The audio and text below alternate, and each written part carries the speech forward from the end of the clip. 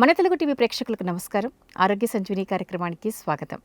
So ఇవాల్టి ఈ కార్యక్రమంలో ఈ మధ్య కాలంలో మనం గమనించాం, ఫలితాలు విడుదల తర్వాత 10th క్లాస్ ఇంటర్ ఫలితాలు విడుదల తర్వాత స్టూడెంట్స్ పలు పలు ప్రాంతాల్లో దాదాపుగా ఒక 15 మంది విద్యార్థులు ఇరు తెలుగు రాష్ట్రాల్లో మరి సూసైడ్ అటెంప్ట్ చేయడం నిజంగా చాలా బాధాకరమైన విషయం. మార్క్స్ రాలేదనో, ఫెయిల్ అయ్యామనో, మరి ఏదో బాధతో, డిప్రెషన్తో పిల్లలు ఈ డిసిషన్ తీసుకోవడం అనేది హృదయ విదారకమైన విషయం. మరి ఎందుకు ఇంత డిప్రెషన్కి గురవుతున్నారు స్టూడెంట్స్? వాళ్ళ మీద ఉన్న ప్రెజర్ ఎటువంటిది? ఎందుకు ఇంత ప్రెజర్ తీసుకోవాల్సిన అవసరం ఏర్పడింది? ఇలాంటి విషయాలు, ఇలాంటి పరిస్థితుల్లో తల్లిదండ్రులు, టీచర్స్ ఎలాంటి జాగ్రత్తలు తీసుకోవాలి అనే విషయాల గురించి మనం ఇవాల్టి ఈ కార్యక్రమంలో డాక్టర్ డి గంగాధర్ నాయక్ గారిని మన స్టూడియోకి ఆహ్వానించాం. వీరు ఎంబీబీఎస్, డిడివిఎల్, ఎండి సైకియాట్రీ, అసిస్టెంట్ ప్రొఫెసర్గా కర్నూలు గవర్నమెంట్ జనరల్ హాస్పిటల్లో విధులు నిర్వహిస్తున్నారు. మరి వీరిని అడిగి ఈ విషయాల గురించి మనం చర్చిద్దాం. ముందుగా వారికి స్వాగతం తెలియజేద్దాం. నమస్కారం అండి డాక్టర్ గంగాధర్ నాయక్ గారు. నమస్తే మేడం. ప్రేక్షకులకు నా నమస్కారాలు తెలియజేస్తున్నాను. ఈ మధ్యకాలంలో 10th క్లాస్ ఇంటర్మీడియట్ ఫలితాలు వచ్చాయి, అలాగే జేఈఈ మెయిన్స్ వచ్చాయి.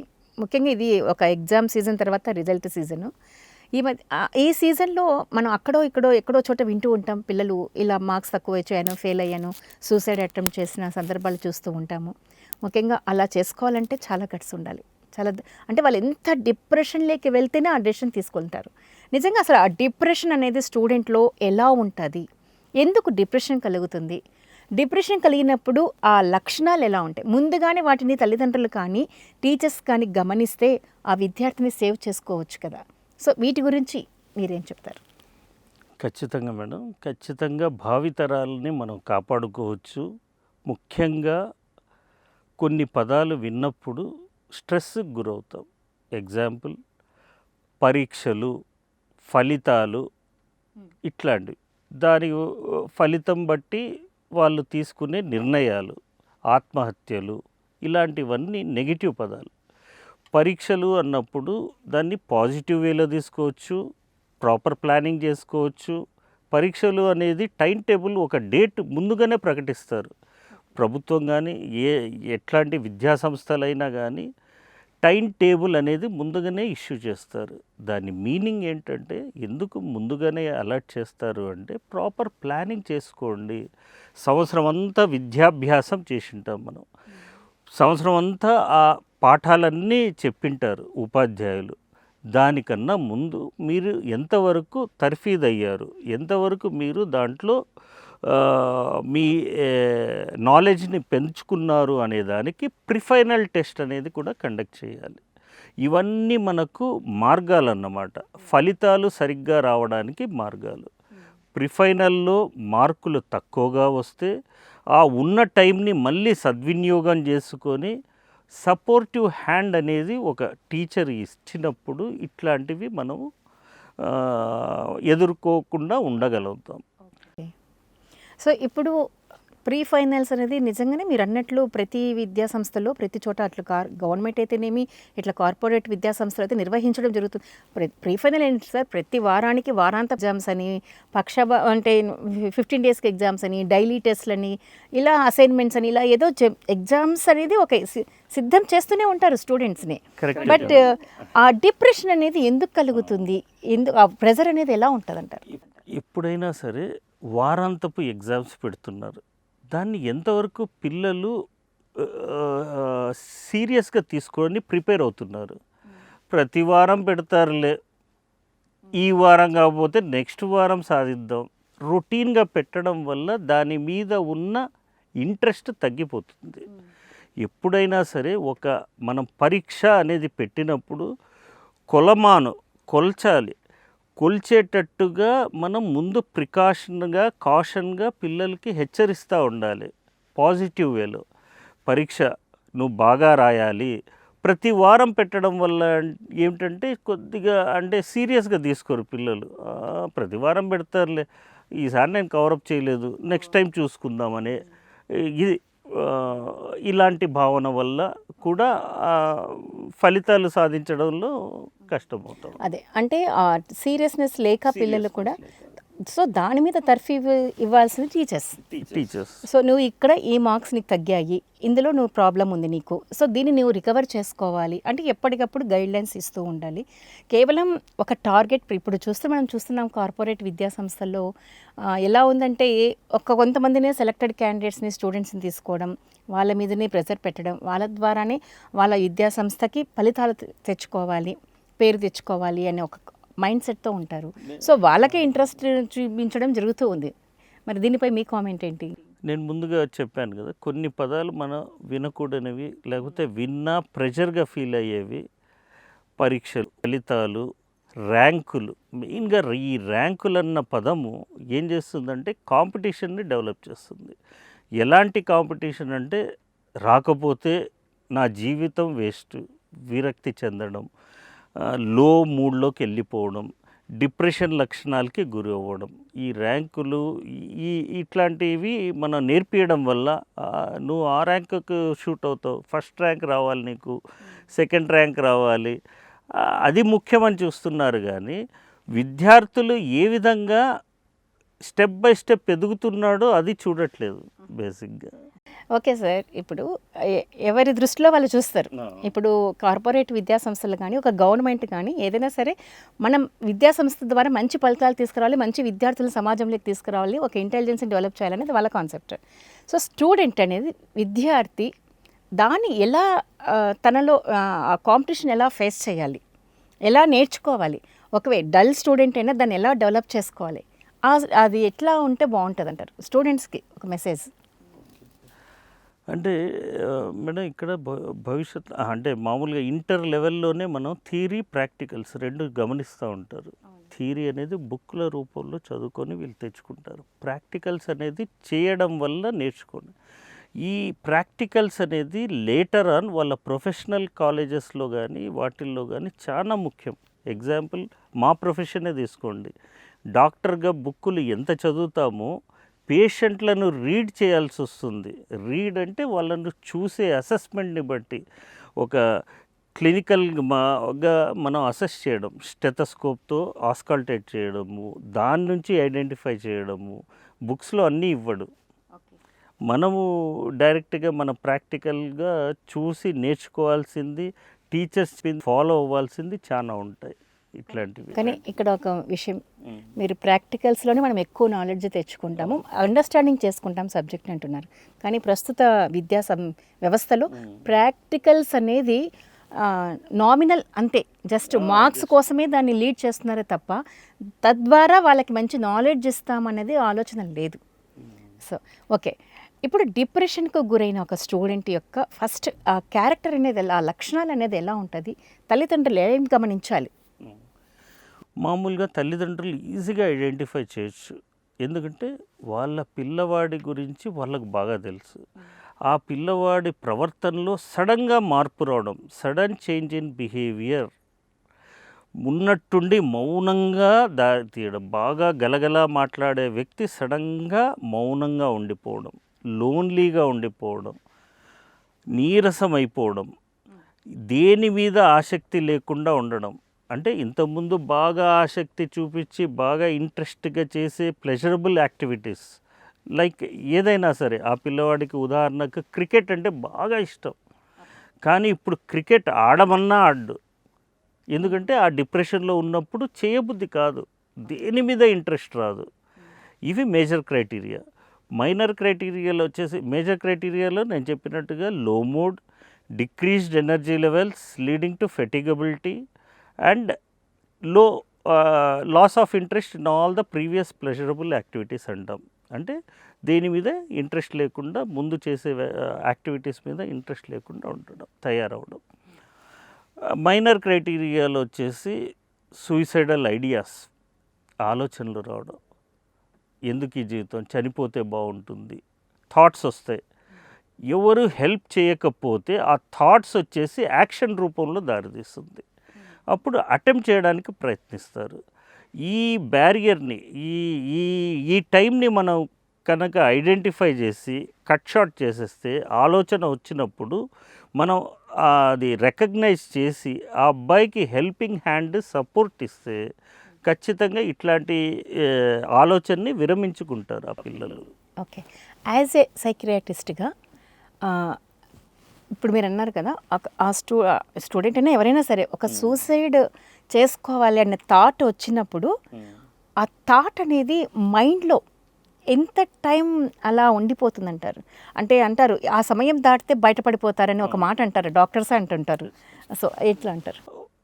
మామూలుగా మనకు ఎలా అంటే మనిషి కొందరు పొట్టి వాళ్ళు ఉంటారు, కొందరు పొడవు వాళ్ళు ఉంటారు. ఫిజికల్గా చూసినప్పుడు మనకు తేడా కానీ కొందరు లావుగుండు కొందరు సన్నగా ఉంటారు.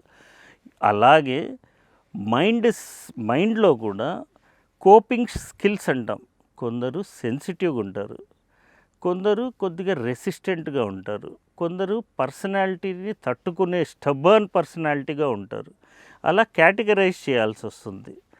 కేటగరైజ్ చేసి మనం చెప్పాల్సి ఉంది. అంటే వ్యక్తికి ఖచ్చితంగా తేడాలు ఉంటాయి.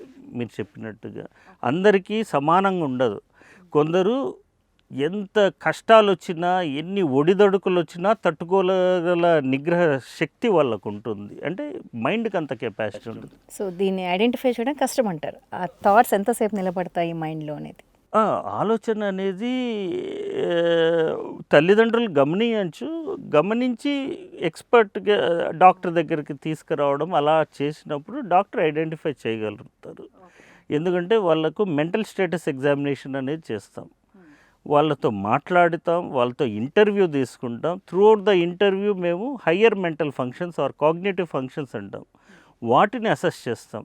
అతని అటెన్షన్ ఎంతవరకు ఉంది, కాన్సన్ట్రేషన్ ఎలా ఉంది, మెమరీ ఎలా ఉంది, ఇంటెలిజెన్స్ ఎలా ఉంది, అతను ఏదాన్నైనా జడ్జి చేయగలుగుతున్నాడా లేదా, ఇప్పుడు వచ్చిన ఒక ప్రాబ్లమ్ని సాల్వ్ చేసే స్కిల్స్ ఉన్నాయా లేవా, అసలు ప్రాబ్లమ్ని ఐడెంటిఫై చేయగలుగుతున్నాడా లేదా అనేది అసెస్ చేసి దానికి తగ్గట్టుగా పరిష్కార మార్గాలు ఏ లెవెల్లో ఉంటే ఆ లెవెల్లో చెప్తాం వాళ్ళకు.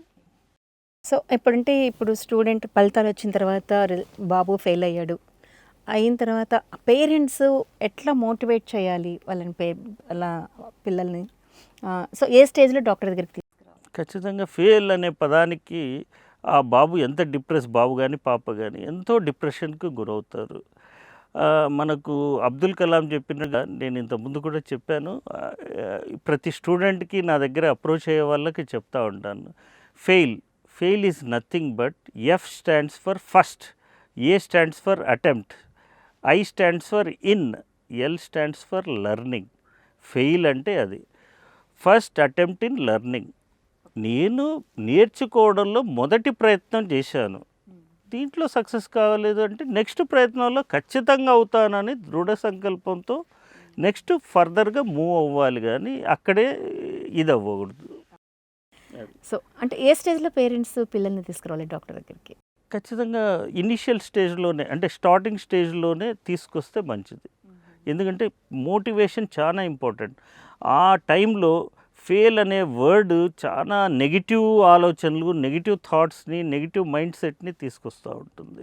ఎవరితో షేర్ చేసుకోలేరు, అందరూ క్రిటిసైజ్ అంటే చులకన భావంగా చూడడం, చెప్పడము, అందరూ క్రిటిసైజ్ చేయడం చేస్తూ ఉంటారు. కానీ ఈ విధంగా అరే నీకెక్కడ రాంగ్ పోయింది, నువ్వు ఏ స్టెప్లో రాంగ్ వేసావు, అది కరెక్ట్ చేసుకుంటే నువ్వు ఖచ్చితంగా సక్సెస్ అనేది సాధిస్తావు అనేది మోటివేట్ చేయాలి, ఎంకరేజ్ చేయాలి, సపోర్ట్ ఇవ్వాలి.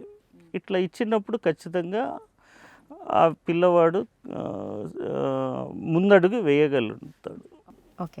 సో ఇలాంటి సిచ్యువేషన్స్లో వచ్చినటువంటి పేషెంట్స్, స్టూడెంట్స్, ఎవరైనా సరే డిప్రెషన్కి గురైనటువంటి వ్యక్తులకి మీరు ఇచ్చే మెడికల్ ట్రీట్మెంట్ ఏంటి sir? Type of medical treatments ఏంటి? ఫస్ట్ ఇనీషియల్గా ఆ ప్రాబ్లమ్ని అసెస్మెంట్ చేస్తాం, సివియారిటీని తెలుసుకుంటాం. మైల్డ్ లెవెల్లో ఉంటే కౌన్సిలింగ్ ద్వారా ట్రీట్ చేయొచ్చు mild depression. Moderate to severe depression, moderate డిప్రెషన్కి ట్యాబ్లెట్స్ ఉంటాయి, మెడికేషన్స్ ఉంటాయి, రెగ్యులర్ ఫాలోఅప్స్లో రమ్మంటాం. సివియర్ డిప్రెషన్కి వార్డులో అడ్మిట్ చేసుకొని ఇంజెక్షన్స్ రూపంలో, ట్యాబ్లెట్ రూపంలో ట్రీట్మెంట్ కూడా ఇస్తాం. ఎట్లాంటి కేసునైనా హ్యాండిల్ చేసే విధానము, దాని లెవెల్ ఆఫ్ స్టేజ్ని బట్టి దాన్ని ట్రీట్మెంట్ లెవెల్స్ వేరవుతాయి. సో మరి మీ ఎక్స్పీరియన్స్లో ఇలా సిచ్యువేషన్స్లో వచ్చిన వాళ్ళు బాగా రికవర్ అయ్యి మళ్ళీ కొత్త ఎరాని స్టార్ట్ చేసి అంటే కొత్త లైఫ్ని స్టార్ట్ చేసిన వాళ్ళు ఉన్నారా? ఉన్నారు మేడం, ఉన్నారు డెఫినెట్గా. అంటే ఆ పిల్లవాడు ఎంత హ్యాపీగా ఫీల్ అయ్యాడంటే ఒక ఒక 7th క్లాస్ పిల్లోండి, అంటే మీరు హయ్యర్ క్లాస్ కాకుండా నేను 7th క్లాస్ 8th క్లాస్ పిల్లల్ని కూడా వాళ్ళు తీసుకొచ్చారు పేరెంట్స్. నెక్ పెయిన్ అని తీసుకొచ్చారు. ఎందుకు నెక్ పెయిన్ అంటే సెల్ ఫోన్ చూసి మొబైల్ చూసి చూసి చేయడం వల్ల. ఎందుకు చూస్తున్నావు సెల్ ఫోన్ అంటే ఇద్దరు ఎంప్లాయీస్, వీళ్ళు వెళ్ళిపోవడానికి వీళ్ళతో నన్ను తీసుకెళ్ళి బయట తిప్పడానికి ఇష్టం లేక మొబైల్ పెట్టి ఒక మూలను పెట్టేస్తున్నారు. ఆ పిల్లవాడు చెప్పింది. బయట క్రికెట్ ఆడనివ్వరు, ఫ్రెండ్స్తో కలవనివ్వరు. రీజన్ ఏంటంటే వెళ్ళిపోతే మళ్ళీ తొందరగా రాడు, వీళ్ళు వచ్చే టైంకి వీళ్ళు ఉండరు, పేరెంట్స్ ఉండరు, వాళ్ళు ఎంప్లాయీస్ జాబ్కి వెళ్ళిపోవాలి, లేక ఆ ప్రాబ్లం ఇక్కడ. అందుకే ఒక మాట అంటున్నాను, joint families are more important. ఆ రోల్ చాలా important than nuclear family. Nuclear family అంటే wife and husband and children. Joint ఫ్యామిలీస్లో ఏమవుతుందంటే మానిటరింగ్ ఉంటారు.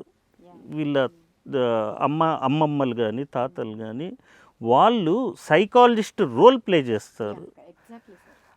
దానివల్ల ఏంటవుతుందంటే మానిటరింగ్ సూపర్విజన్ ఉంటుంది. అది ముందు కాలంలో ఉండేది, ఇప్పుడు మనం దాన్ని కోల్పోయాం. ఇవి చాలా ముఖ్యమైన కారణాలు. ఓకే.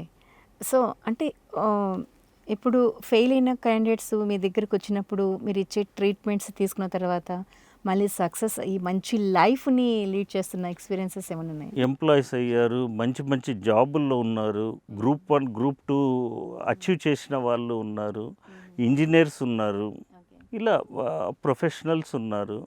వాళ్ళంతా చాలా హ్యాపీగా ఫీల్ అవుతూ ఉంటారు.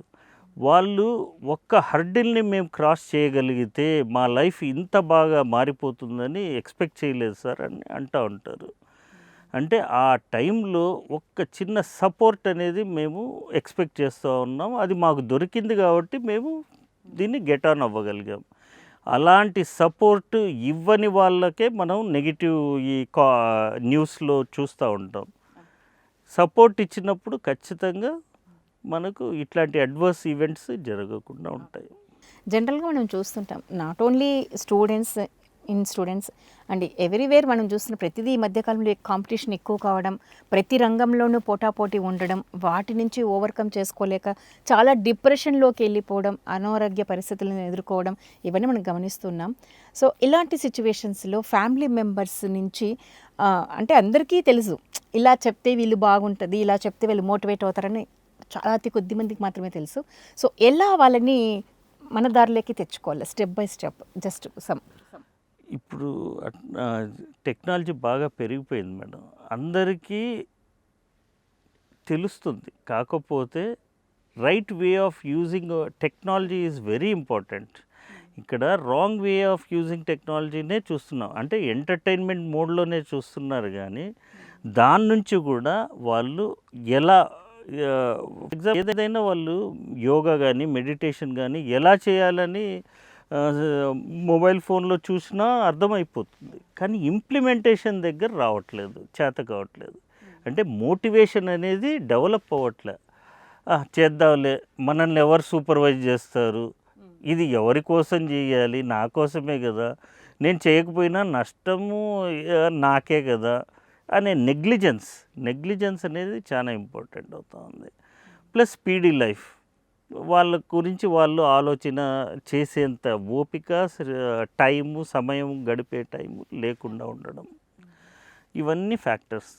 అందుకే వాళ్ళ గురించి వాళ్ళు ఒక రోజులో 1 గంటైనా వాళ్ళ యాక్టివిటీస్ని డెవలప్ చేసుకోవాలి. వాళ్ళ హాబీస్ని వాళ్ళు 1 అవర్ అయినా వాళ్ళు టైం స్పెండ్ చేయగలిగితే ఇట్లాంటివి దూరంగా ఉండొచ్చు, స్ట్రెస్కి కానీ. సో యాజ్ ఏ సైకియాట్రీ ఒక స్టూడెంటే చదువుకునడంలో, ఆ చదువుకునే విధానంలో తను వెనకబడి ఉన్నాడు. ఈరోజు ఈ సబ్జెక్ట్ని నేను కంప్లీట్ చేయాలి అనుకున్నా కానీ తను చేయలేకపోతున్నాడు. అప్పుడే డిప్రెషన్ అనేది స్టార్ట్ అవుతుంది యాక్చువల్గా. సో ఆ సబ్జెక్ట్ని కంప్లీట్ చేసే ప్రాసెస్లో సింపుల్ టెక్నిక్స్ ఏమైనా మీరు చెప్పగలరు? అంటే ఇది టీచర్ ఇదైనా కూడా యాజ్ ఎ సైకియాట్రీ మీరు చెప్పగలరని నేను అనుకుంటున్నాను. Okay madam. First we should అంటే మనం ఏ ఎంత సిలబస్ కవరప్ చేయాలి, దాంట్లో most common occurring frequently questions ఏది రిపీట్ అవుతుందో దాన్ని మోస్ట్ కామన్ క్వశ్చన్స్గా వాళ్ళు కేటగరైజ్ చేయాలి. వాటికి ఫస్ట్ ఇంపార్టెన్స్ ఇవ్వాలి. అప్పుడు గ్రిప్లోకి వస్తుంది. నేను ఈ క్వశ్చన్లు ఖచ్చితంగా ఆన్సర్ చేయగలను అన్న నమ్మకం, ధైర్యం వచ్చినప్పుడు ఫర్దర్గా తర్వాత సిలబస్లో ఇంకో రిమైనింగ్ పార్ట్, మిడిల్ పార్ట్ని కవరప్ చేస్తారు. తర్వాత రేర్ క్వశ్చన్స్కి టైం ఉన్నప్పుడు చదువుకోవడం మంచిది. కొందరు పిల్లలు ఏం చేస్తారంటే, అమ్మో సిలబస్ చదవాలి, నేను తరోగా ఎగ్జామ్స్ అటెండ్ చేయాలి, ఫుల్ మార్క్స్ తెచ్చుకోవాలనే కన్ఫ్యూజన్లో ఈచ్ లైన్ ఎవ్రీ సెంటెన్స్ చదవడానికి ప్రయత్నిస్తా రోజులు అంటే టైం షెడ్యూల్ ప్రకారంగా చేసుకోలేరు. అల్టిమేట్గా 3-4 డేస్ ముందర ప్రెషర్కి ఫీల్ అవుతారు. అంటే స్ట్రెస్కి, for example stress is equal to formula ఒకటి ఉంది, ప్రెషర్ గ్రేటర్ దాన్ రిసోర్స్ అని. రిసోర్సెస్ అంటే ఇక్కడ బుక్స్, లైబ్రరీ, టైము, ఇదంతా టైం టేబుల్ ప్రకారంగా చేసుకోవడం, ఇవన్నీ రిసోర్సెస్ కిందకి వస్తాయి. అతను ఉంటున్న అట్మాస్ఫియర్, ఇవన్నీ రిసోర్సెస్ని సరిగ్గా క్యాపిటలైజ్ చేయలేకపోతే, సరిగ్గా యూజ్ చేయలేకపోతే ప్రెషర్ ఆటోమేటిక్గా బిల్డప్ అవుతుంది. దానివల్ల ఏమవుతుందంటే స్ట్రెస్ డెవలప్ అవుతుంది. ఎప్పుడైనా స్ట్రెస్ ఎప్పుడు డెవలప్ అవుతుందంటే రిసోర్సెస్ని సరిగ్గా యూటిలైజ్ చేసుకోలేకపోతే. దానికి smart way of preparation, for example నేను అది పిండి కొలది రొట్టె అని చెప్తా ఉంటాను. ఇప్పుడు ఒక 5 మంది పిల్లలు ఉన్నారు, 2 రొట్టెలు తింటారనుకోండి, పిండి మనకు 10 మందికి కాకుండా ఒక 7-8 మందికి సరిపోయే పిండి ఉంటుంది. అప్పుడు మనకు 10 రొట్టెలు వస్తే ప్రతి ప్లేట్లో 2 పెట్టగలం. అప్పుడు ఏం చేయాలి, పిండి సైజు తక్కువ చేసేసుకొని రుద్దుకోవాలి. దీన్నే స్మార్ట్ వే ఆఫ్ ప్రిపరేషన్ అంటారు. నేను ఇందాక చెప్పింది కూడా అదే. సిలబస్ని కేటగరైజ్ పార్ట్లుగా చేసేసుకొని మోస్ట్ ఇంపార్టెంట్, తర్వాత ఇంపార్టెంట్ ఇట్లా చేసేసుకుంటే స్మార్ట్ వే ఆఫ్ ప్రిపరేషన్ కిందికి వస్తుంది. WHO డెఫినిషన్లోనే మనకుంది 5 కాంపోనెంట్స్లో స్పిరిచువల్ అనేది one of the component. Physical, psychological, social, emotional and spiritual well-being of an individual is called health. Physical శారీరకంగా బాగుండాలి, సైకలాజికల్ మానసికంగా దృఢంగా ఉండాలి, సోషల్ ఫ్రెండ్స్, రిలేషన్షిప్స్, వీటిల్లో టీచర్స్, వీటిల్లో బాగుండాలి, ఎమోషనల్ ఎప్పుడు బాధను క్యారీ ఆన్ చేయకూడదు, కోపాన్ని ఎట్లే క్యారీ ఆన్ చేయకూడదు, ఎమోషనల్గా స్టేబుల్గా ఉండగలగాలి, లెబిలిటీ అనేది ఉండకూడదు. ఓకేనా. And last but not the least అంటాం స్పిరిచువల్ వల్ల ఏమవుతుందంటే సైకలాజికల్ వెల్బీయింగ్, అంటే మానసికంగా దృఢంగా అవ్వడానికి ఒక మూల ఇన్స్ట్రుమెంట్ లాగా పనిచేస్తుంది స్పిరిచువల్ కాంపోనెంట్. అంటే ఇన్నర్లో వాళ్ళకు ఇన్నర్ ఎక్స్పీరియన్సెస్, ఎమోషనల్ ఎక్స్పీరియన్సెస్ని పాజిటివ్ వేలో క్యారీ ఫార్వర్డ్ చేస్తూ ఉంటారు.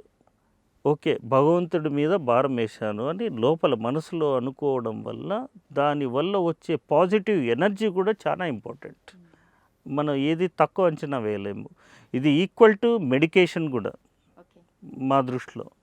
స్పిరిచువల్ కాంపోనెంట్ కూడా అంత రోల్ ప్లే చేస్తూ ఉంటుంది. అది మేము చూస్తూ ఉంటాం కాబట్టి చెప్తున్నాం. వాళ్ళకు ఫర్ ఎగ్జాంపుల్ ఇప్పుడే వార్డులో ఒక ఆమె వచ్చింది, అంటే ఆమెకు ఫియర్ఫుల్నెస్ బాగా డెవలప్ అవుతూ ఉంది.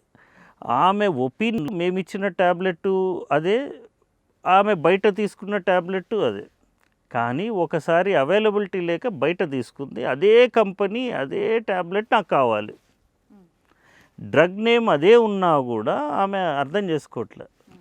Colour of the strip, paper మీద ఏ కలర్ ఉంటే ఆ కలర్ని చూసి ఐడెంటిఫై చేసి వేసుకున్నప్పుడు ఆమెకు సాటిస్ఫాక్షన్ ఇస్తూ ఉంది.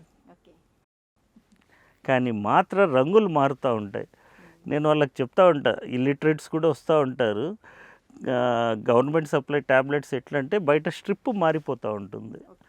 వాళ్ళకి నేను చెప్తా ఉంటా, ఈరోజు నువ్వు ఏ షర్ట్ కలర్ వేసుకున్నావయ్యా అని, సంథింగ్ ఈరన్న అనుకుందాం, ఆయన పేరు ఈరన్న, ఎల్లో షర్ట్ సార్, మొన్న ఏం వేసుకున్నావు, నిన్నగా మొన్న వేరే షర్ట్ వేసుకున్నా, ఆ రంగు ఏంటి, రెడ్ అంటాడు. మనిషివి నువ్వేనా, నేనే సార్ అంటాడు. అంటే బయట నువ్వు షర్ట్ కలర్ మార్చినంత మాత్రాన ఈరన్న కాకపోడు. ఓకే, అలాగే గవర్నమెంట్లో కూడా రంగు మారుతూ ఉంటుంది, బయట స్ట్రిప్ మారుతూ ఉంటుంది, కానీ డ్రగ్ అనేది, మందు అనేది అదే ఉంటుంది, కాంపోనెంట్. చదువు రాని వాళ్ళు కదా వాళ్ళు, మనం క్లియర్గా ఎక్స్ప్లెయిన్ చేసినప్పుడు అర్థమవుతుంది. కానీ అప్పటిదాకా సతాయిస్తూ ఉంటారు. స్టూడెంట్స్ ఏమో పీజీ స్టూడెంట్స్ ఉంటారు మా దగ్గర, ఎంబీబీఎస్ స్టూడెంట్స్ ఉంటారు. సార్ వీళ్ళకి ఎంత చెప్పినా విసుక్కుంటూ ఉంటారు. వాళ్ళు ఏమంటే మనం ఎంత చెప్పినా అర్థం కాదు అని. అతనేంటి, నాకు ఏమీ తెలియదయ్యా అంటూ ఉంటాడు. ఒక వర్డ్, నాకు ఏమీ చదువు రాదు, నాకేం తెలియదు అని విసిగిస్తూ ఉంటారు. అందుకే డాక్టర్కి ఓపిక, సహనం చాలా ఎక్కువ ముఖ్యం. సో స్పిరిచువల్గా కూడా పిల్లల్ని చిన్నప్పటి నుంచి వాళ్ళల్లో ఒక ఫీలింగ్ని కలగజేస్తూ ఉంటే ఆ లోపల ఉన్నట్ట ఆ శూన్యం అంటాం చూడండి, ఆ గ్యాప్ తొలగిపోతుంది అనేది నగ్న సత్యం అది. అందుకే అంటుంటారు చాలామంది భగవద్గీత బాగా చదవాలి అనేసి, జీవితం అంతే ఏంటో అందులో బాగా చెప్తారు అని కూడా అని చెప్తూ ఉంటారు. సో మరి ఫైనల్గా ఇంకా లాస్ట్ ఒక మంచి మెసేజ్ స్టూడెంట్స్ కానీ డిప్రెస్డ్ పీపుల్కి. Believe in your self. Self అనేది చాలా ఇంపార్టెంట్. నేను అనేది చాలా ముఖ్యం. నేను బాగుండాలి అని అనుకోవడము అది వేరే అర్థాలకు కాదు, ఈగో అని కాదు.